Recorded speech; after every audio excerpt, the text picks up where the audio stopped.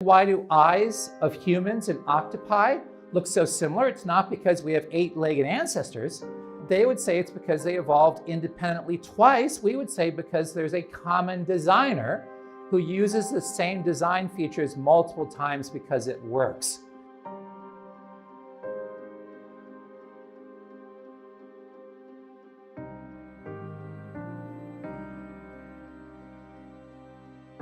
Thank you. It's a pleasure to be with you to speak about this important topic. And what happened yesterday is I talked about the evidence of design that you see in cosmology, the biggest picture, the largest part of our universe and our planet. And today I'm going to talk about the evidence of design in biology. And this has been really one of the topics I've really enjoyed the most because I minored in engineering undergraduate, and I'm helping to oversee a community of engineers and biologists talking about how engineering principles help you to understand biology at a much, much deeper level.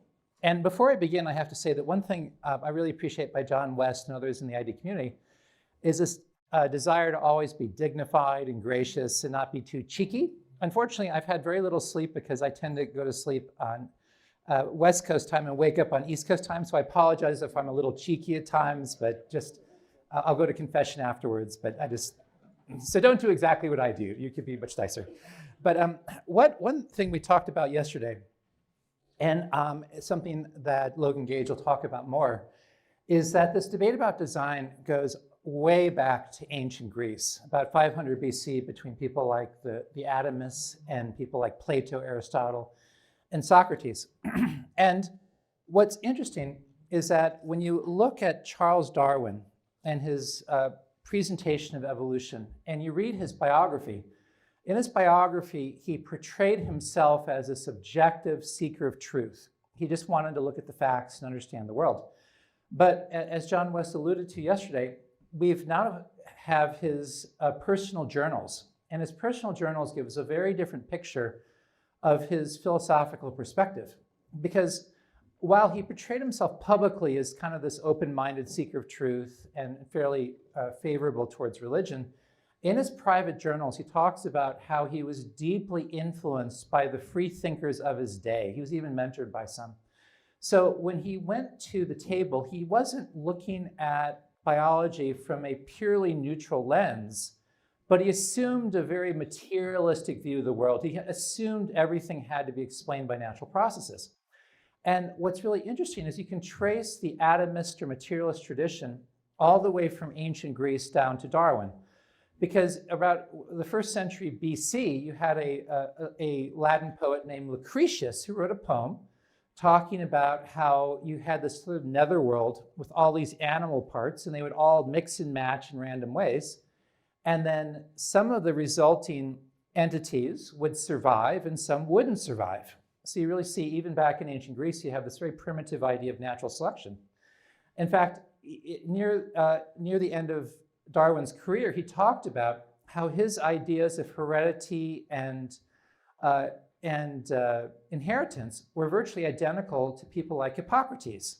So this idea of evolution is not something that came with Darwin, but it goes all the way back to ancient Greece. In fact, anytime you see a culture where philosophically they want to detach themselves from higher powers, they'll always embrace an evolutionary framework that isn't all that different from what we have today.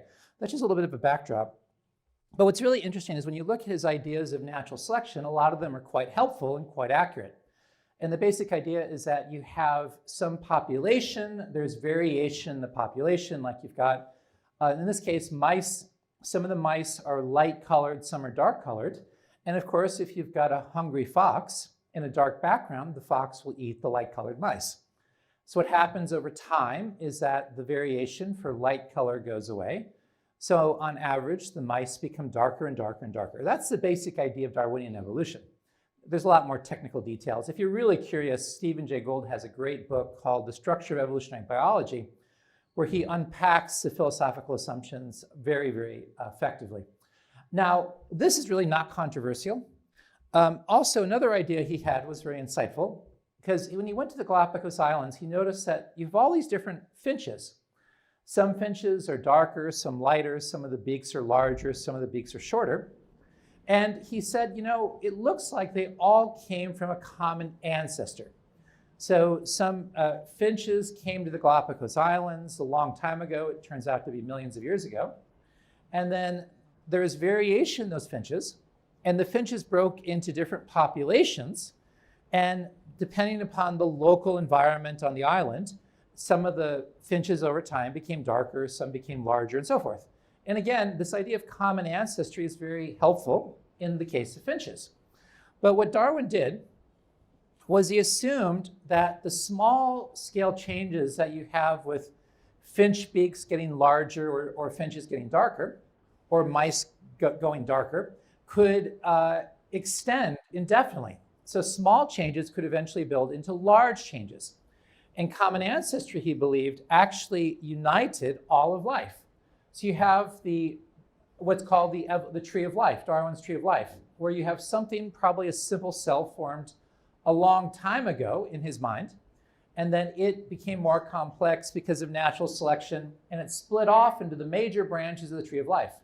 So you have things like animals and plants and bacteria, and then each of these branches split into smaller branches. That would be like different types of mammals, like a cow versus a whale versus an elephant versus a human.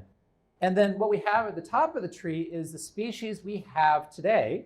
So all the similarities we see in life today go back to a common ancestor where those similarities began, which is the root of, or the trunk of the tree of life. That's the basic idea. Now, what was really remarkable is when you read his writings, he actually alludes to William Paley. And William Paley was a natural theologian, had the famous watch argument. And William Paley said is when you go into the forest, if you see a watch, you see all the intricate parts that are designed to fit together. And that points to a creator. Well, Darwin used the same language, the same examples, and even the same cadence. And again, Stephen Jay Gould talks about this, but he replaced God with natural selection. So instead of God being the creator, instead of God being the designer, nature designs, nature creates, nature shapes, nature informs. So it was a way he developed what would be considered the creation narrative for secular society. And what happened is that created a dramatic shift, not just in biology, but in all of science and all of society. And this is a famous quote. It's from Francisco Ayala. And he said, it was Darwin's greatest accomplishment to show that the directive organization of living beings can be explained as a result of natural processes, natural selection, without any need to resort to a creator or other external agent. And again, this alludes back to Romans 1, where you have this idea that the evidence of design in nature is obvious, but people suppress the truth. And for Darwin, this was a strategy that goes back to Lucretius. In fact, the ancient Greeks, the atomists, had the same basic idea that nature can mimic the abilities of intelligent agents. So we don't need to think about God as our creator because nature is our true creator. This is sort of the logic. And what happened at the same time, and I'm not a historian or philosopher, so other people can explain this much better than myself, but again, other secular philosophies, other skeptical philosophies were taking over the academic institutions, spreading through Europe, eventually the United States. And eventually you find the evolutionary narrative, Darwinian evolution, now called neo-Darwinism or the modern synthesis, was elevated from a scientific theory to a sacred creation narrative. It was sort of the sacred story that was passed down from generation to generation. And the question, of course, I want to deal with is the science. What does the science say? And if you ask anyone about why they think this evolutionary narrative is true, why they believe large-scale changes can take place from random mutations and natural selection, they will give you the same answer. And if you go to any website in a major university, like, for instance, Berkeley, you have the same list of arguments. It's dealing with the fossil record. It deals with changes we see today. It deals with what's called homology. And what happens is every one of these arguments is either based on circular reasoning, cherry-picking data, or just misinformation. And what you find is every argument presented for the creative power of evolution is collapsing or seriously challenged. Now, there are still a few arguments that can reasonably be made for common ancestry. So that's not an irrational perspective, but even those arguments are growing weaker and weaker year by year, and they may completely collapse. But the idea that random mutation and selection can create large-scale changes is at this point not based on any serious evidence. But these arguments are still passed down from generation to generation like a catechism, a faith tradition that people just repeat. So I'm going to show you and just give you a little glimpse of why I argue that those arguments are collapsing. So the first argument is from the fossil record. People 20, 30, 40 years ago would say, if you look at the fossil record, you consistently see gradual transformations. You go deeper in the rocks, which is further in the past, and you see those organisms are very different, and they gradually changed over time. But it's known now that that picture is completely false. You have what's called the Cambrian explosion, which is basically the point when the first representatives of major animal groups, a large portion of major animal groups, appear suddenly in the fossil record. They don't all appear at the same time, but every time something new appears, it appears very suddenly. And here's just sort of a picture from the Cambrian explosion, lots of radically different organisms that seem to just appear out of nowhere. And you don't see a tree-like structure. You see much more like grass in a field, that this represents different types of organisms. This is time. And things typically appear, and once they appear, they don't change very dramatically. And what you don't see is series of transitional fossils, series of organisms, as you go back in time, gradually turning into something fundamentally different. Now, there's a really nice paper that's more recent. If you go back to Stephen Jay Gould or Eldridge in the 90s, they talk about this. But a more recent paper is by Eugene Koonin. It's called the Biological Big Bang Model for Major Transitions in Evolution.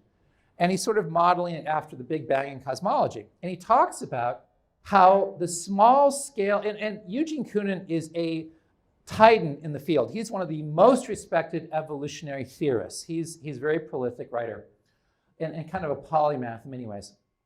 And Koonin says that he knows the small scale changes you see today, like with Darwin's finches, bacterial resistance, cannot explain the sudden transformations in the fossil record because evolution today is too slow and the changes are too small. So he argues something very, very different happened in the past.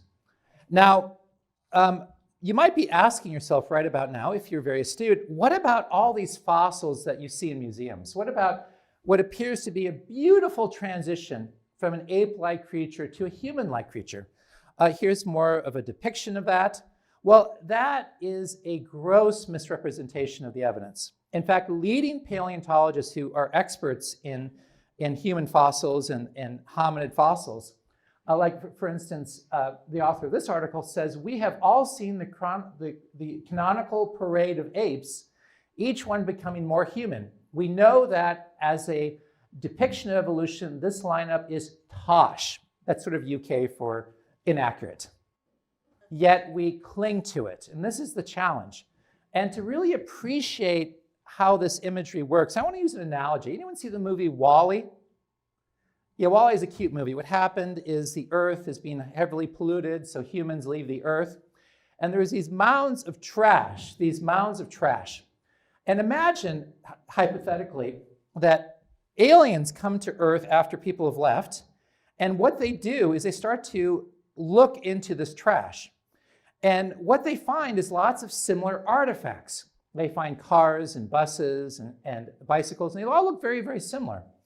So they assume it evolved, that maybe there was an automated factory long in the past, and that factory was mutating, the program was mutating, so artifacts were changing slowly over time. Why do they believe that? Because they see beautiful transitional sequences. You have this beautiful sequence of a unicycle becoming a bicycle, becoming a motorcycle, a car, and a bus. Now, who could deny that's from evolution? Random changes over time. In fact, what they do is they draw these beautiful pictures of evolutionary trees, or the technical term is cladograms. So they noticed that all of these artifacts have engines, so they probably have a common ancestor that evolved the engine. And that engine was passed on through these lineages, and then you've got diversification, where here's the common ancestor to a motorcycle and a car, and this is a lot bigger, so this is probably somewhat separate. And here's a separate lineage where you have the evolution of the bicycle and the unicycle. That makes sense, right? Who could deny that? It's a linear progression. Well, they might also recognize that they are common ancestors. There's a common ancestor not just to these transportation vehicles, but to all transportation vehicles. So here's the common ancestor of all transportation vehicles, and here's the common ancestor of planes and submarines. And the reason they make these trees is because there's similarities. So they look at what's most similar, and they assume it had a common ancestry. Remember, similarity implies common ancestry. And of course, these are also share a common ancestry with things with propellers. So here you've got a beanie with a propeller, you've got a mixer, and this is a common ancestor of all entities with things that spin. That's the logic. Now, they would realize there's some serious problems, because you might have evolutionary skeptics during that time who believe in something like engineers. And they might be ridiculed because people think the belief in engineers is just pseudoscience. But nevertheless, they say, what you notice is that these lines don't exist. We don't have a series of artifacts that actually go back to real common ancestors. This tree doesn't exist. All we have are the tips of the tree. But they also notice that you can create different trees based on different similarities. So these are similar because they have an engine. But you might draw the tree very differently depending upon what similarities you look at. Because these have 4 wheels, so maybe they have a common ancestor, and then maybe these have a common ancestor because they have 1 or 2 wheels. And of course, the engine evolved independently multiple times. That's called convergence. So people would say that this evolutionary framework isn't right because the similarities are inconsistent. No matter what tree you have, it doesn't fit. But that's exactly what we see in biology. In biology, what you find is in the fossil record, there is no tree. Everything appears suddenly and then doesn't change. And you can artificially put certain fossils into a nice sequence, but each of those fossils also appeared suddenly, and then after it appeared, it didn't change. And what evolutionists try to do is they try to create these trees based on similarities in species. Like all mammals are believed to have a common ancestor because mammals all have milk and hair and things. But again, the similarities in nature are so inconsistent with any tree that the assumption that similarity implies common ancestry actually doesn't work very well. Like, why do eyes of humans and octopi look so similar? It's not because we have 8-legged ancestors. They would say it's because they evolved independently twice. We would say because there's a common designer who uses the same design features multiple times because it works. That's sort of the difference in assumptions. Now, of course, there's many other serious problems. Like, another serious problem is the issue of mutations. Because if you look at all mutations that take place in nature, any mutation that creates a significant change, the sort of change that could radically alter something, is harmful. There are no mutations that are non-harmful that could drive a large-scale change. That's a big problem. The mutations we see are minor, insignificant, if they're non-harmful. In fact, they often degrade information even if they're not harmful. Like, why do we have polar bears? It's because you had bears that were brown, where a mutation caused the gene that produced dark hair to work less effectively, and that's why polar bears have light-colored hair. You're not adding information typically, you're degrading information. Analogy would be, if you have a car and you get into an accident, maybe that accident will cause your passenger door not to open. And what happens if you go through a dangerous city where there's carjackers, that could be beneficial. But no matter how many accidents you get into, you'll never make a large-scale change. In fact, if you look at what it takes from, let's say, a land animal, like a wolf, to become a whale, you have massive numbers of changes that take place. You've got countercurrent blood vessels, sonar, tail fluke, the list goes on. These are massive transformations. And what happens is to believe that random mutations could drive that is kind of like arguing that you have a car that you're always driving and you get into several car accidents, and eventually those car accidents build up until you produce a submarine. That's the challenge. And of course, another problem is timescales. Because if you look at how long it takes it believed for a land animal to evolve into a whale, at maximum, it's about 8 million years according to the standard dating. Well, if you look at mathematically, how long would it take for a whale-like creature to accumulate 2 specific mutations in an individual? 2 mutations in one individual that are specific. It would take about 40 million years on average. So in the time that you have for a land animal to become a fully aquatic mammal is insufficient for even 2 specific mutations to appear. While to get all of those transformations, you're talking about millions of mutations at least. It would be an enormous transformation. So mathematically, it doesn't work. It's kind of like if you have a person who's a pole vaulter, it'd be like arguing that you could, with better nutrition and better training, pole vault to the moon under your own power. That's the disparity between the time that's available and what's required to drive these changes. Now, what's happened is a lot of top-level evolutionary biologists will say the same things I'm saying. They'll say, yeah, these are problems. And that's why, as John West alluded to, there was a Royal Society meeting in London, New Trends in Evolutionary Biology, where all these top-level evolutionary theorists came together. I was at that meeting. And the first speaker talked about, Gert Müller, he talked about how natural selection, the standard evolutionary model, cannot explain large-scale changes.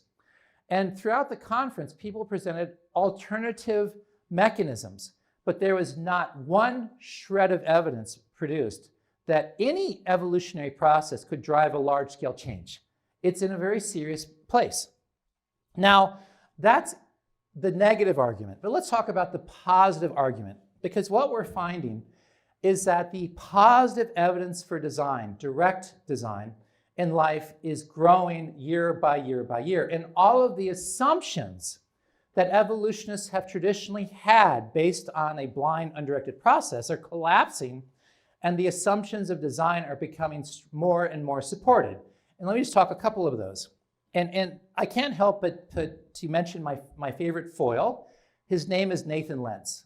And he is a biologist who's an atheist that presents the standard view of what evolution should produce.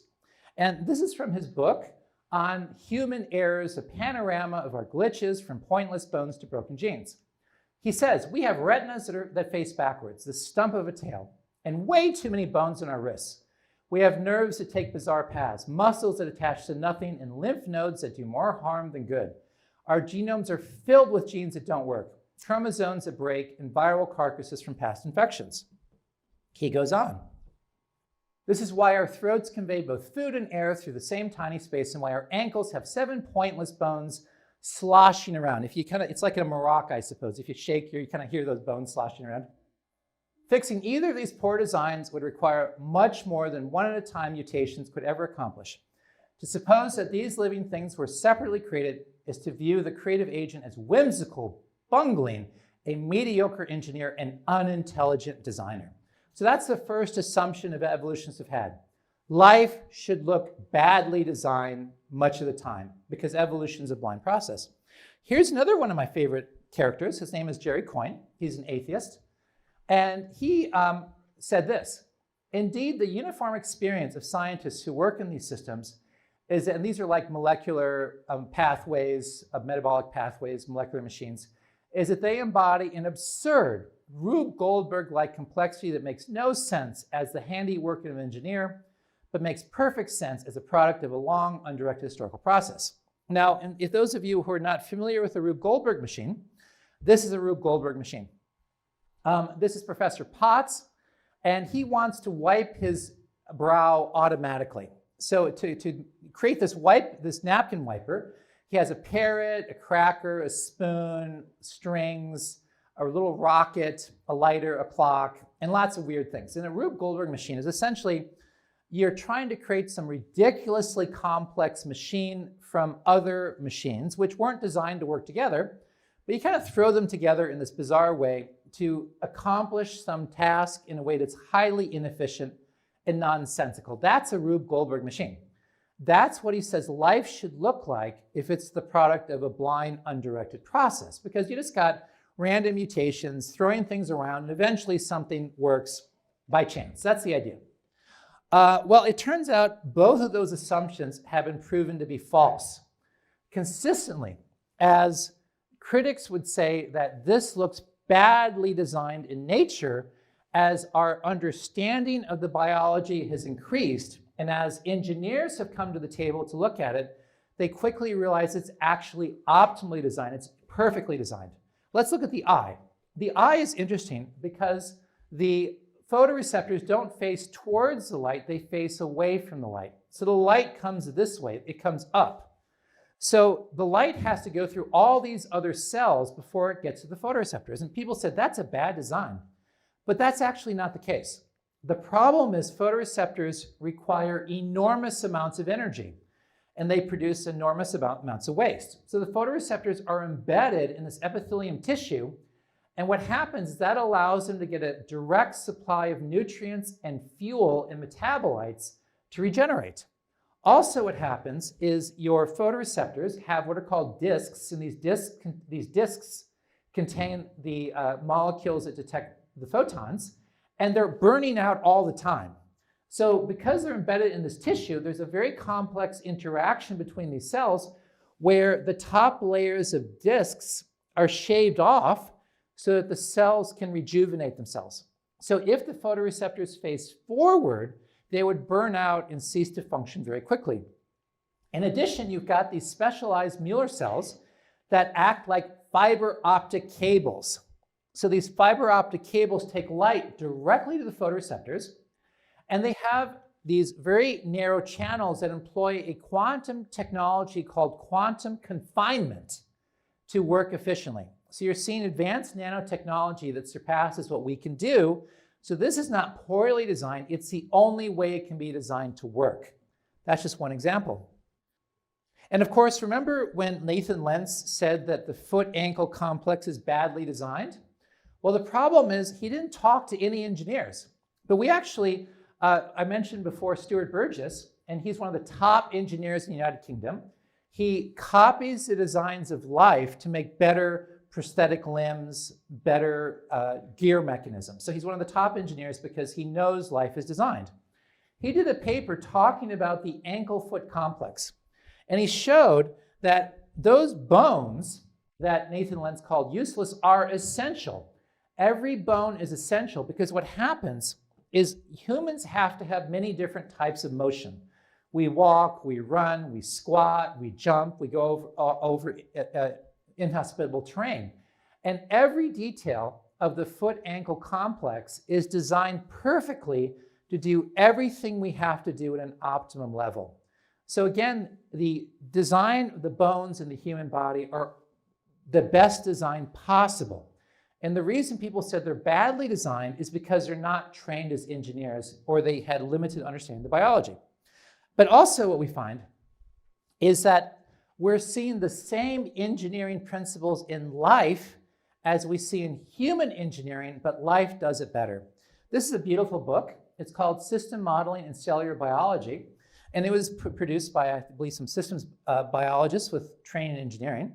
And here's what they say. It's really quite remarkable. Is they say an often noted reservation against the type of analogies between biological and engineered systems we brought forward states that these two types of complex systems arise in fundamentally different ways, namely through evolution versus purpose-driven top-down design. Now, what does that mean?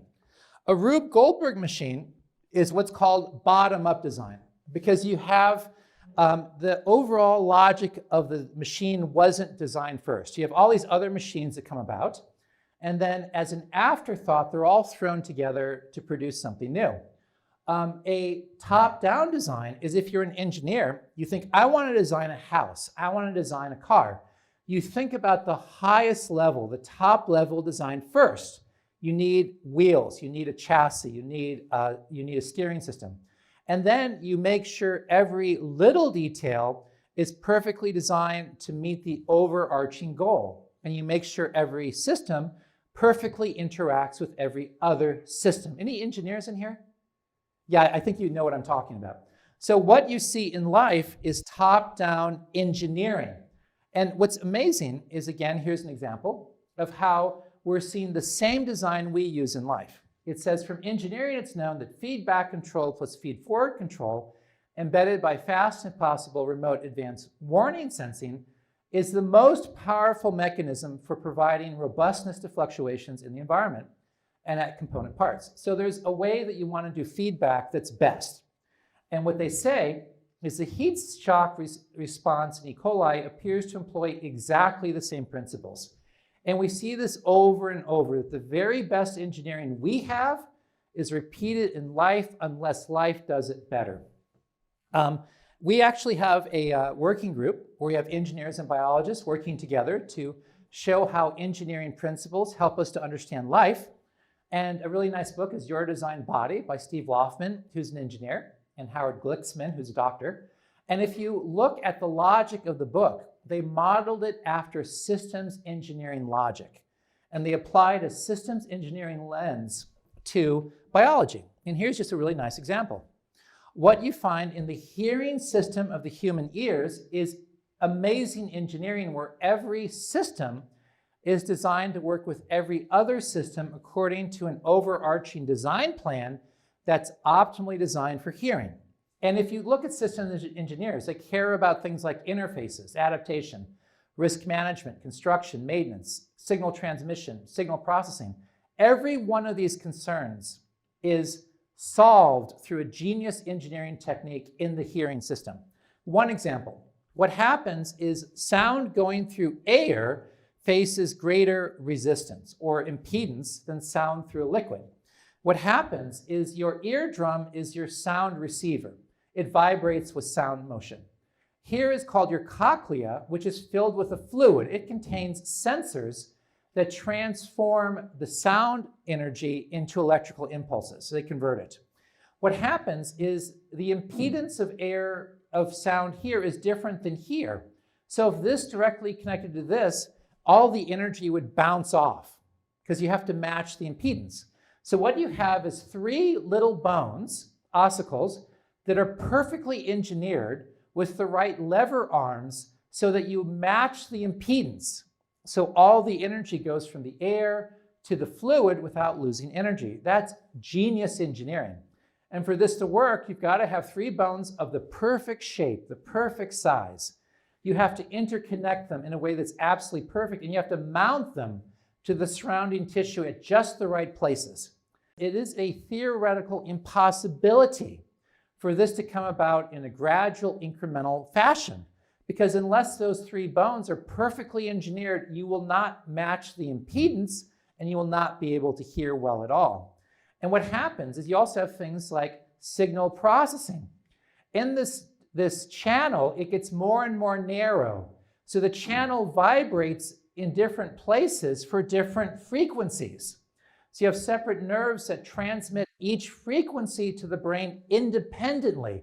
That's advanced signal processing. It's like a Fourier transform. You've got risk management. What happens is everything in the ear is very fragile. So if you hear a loud sound, you can easily damage the equipment. But what you have is specialized muscles that attach to these ossicles. So there's a feedback loop. So if the sound is too loud, the brain sends a signal to the muscles that contract that prevent these from vibrating, so it prevents the sound from damaging your ear. What systems engineers can do is they can read the mind of God when he designed this, because God used the very same engineering principles, the same strategies, the same concerns as we do. And you see clear evidence of a mind planning everything in advance and making sure everything is absolutely perfectly designed. And again, here's just kind of a close-up so that you can see these three ossicles at a closer level. Now, another project we have is dealing with adaptation. Because the Darwinian language, and this is a question somebody asked yesterday, did God design evolution? And the answer is absolutely he did. But he designed it to ensure that it never makes large changes. Because one thing that people believed in the past is that if you look at the variation in some group of animals, like cichlid fishes, these are cichlid fishes in places like Lake Victoria. And what happened is a single pair of fish went to Lake Victoria, and then its descendants changed dramatically over the following years. And people said, isn't this an amazing example of what mutations and selection can do? And as it turns out, that interpretation is false. What you see happening in these cichlid fishes is not random mutations entirely, but there are mechanisms in these fish that monitor the environment. And if they're in a certain environmental condition, a juvenile fish will develop into an adult in very different ways. And what they found is if you go to different lakes, you see the same structures, the same patterns emerge very quickly, independently, multiple times. So these internal mechanisms are altering the shape and the structure of the fish in certain ways to best meet the conditions. So if a juvenile fish eats a very hard food, the jaw becomes stronger. If it's in the presence of a predator, its color changes. And again, this is not random, it's pre-programmed adaptations. It's kind of like if you ever drive, any of you ever drive in an automated car? Yeah, I'm a little bit scared too, but what you find in these cars are tracking systems. That the car has a sensor that's monitoring the environment. It has a signal processor that sends a signal to a control system, and the control system tries to figure out when the right conditions are met, and then it has an actuator that turns the wheel to avoid obstacles. This control system logic is what you see in life. In fact, even the mutations that you see in animals are not entirely random. Did you ever see all that variation in dogs? That's not from random mutations, but there's what are called mutational hotspots, where certain parts of your genes will mutate much more quickly in a targeted fashion to create the variation that's most useful for an organism. So what we find is that you do see random mutations that can be beneficial, but that's usually degrading information or creating trivial changes that could never accumulate. But a lot of the genetic changes and a lot of the adaptation is from pre-programmed responses based on engineering. Now, the last topic I want to address in the last few minutes is the origin of life. Because where the evidence of design, I think, is absolutely indisputable is in life's origin. Because if you look at top-level researchers in the origin of life, people like Stephen Benner, one of the leaders in the field, he had a great paper. It's called Paradox in the Origin of Life, and this is what he says. He says, chemical theories, including the second law of thermodynamics, technical babble, suggest that it is impossible for any non-living chemical system to escape evolution and enter into the Darwinian world of the living. In other words, what he's saying is, and this is what multiple people say, is everything we know about chemistry and physics suggests that it is impossible for life to emerge, because for simple chemicals to become a cell, you have to go against everything that nature ever does. So they say that everything we know about science suggests that the origin of life is impossible. But beyond that, when you look at an engineering analysis of a minimally complex cell, any cell you have has to have energy production, selective gateways, active transport, information processing, maintenance, auto assembly, automated repair, waste disposal and recycling, sensors, signal processing, control systems, and global coordination. Any cell that does not have one of these factors is going to break down and decompose into simple molecules. So again, what you're seeing is positive evidence for design that is indisputable in nature. And what happens is, how do they deal with this? Like, I just read a book by Sarah Walker, who's a leading origin of life theorist. And Sarah Walker says in her book that it is impossible for the origin of life to emerge through natural processes, because you need information, you need design. But how does she explain it? How does people like Stephen Benner explain it? How do people like Michael Russell explain it? They refer to selection. Now, the problem is the logic of selection requires that something is reproducing, but they don't care. They simply say, nature selected this, nature selected that, nature selected this to form a cell, vetting and choosing and forming. The problem is when you refer to natural selection in that fashion, you're not talking about a real physical process, but natural selection is a demigod. It's a secular, fictitious god that scientists appeal to justify how the appearance of design took place without referring to an actual designer. Thank you.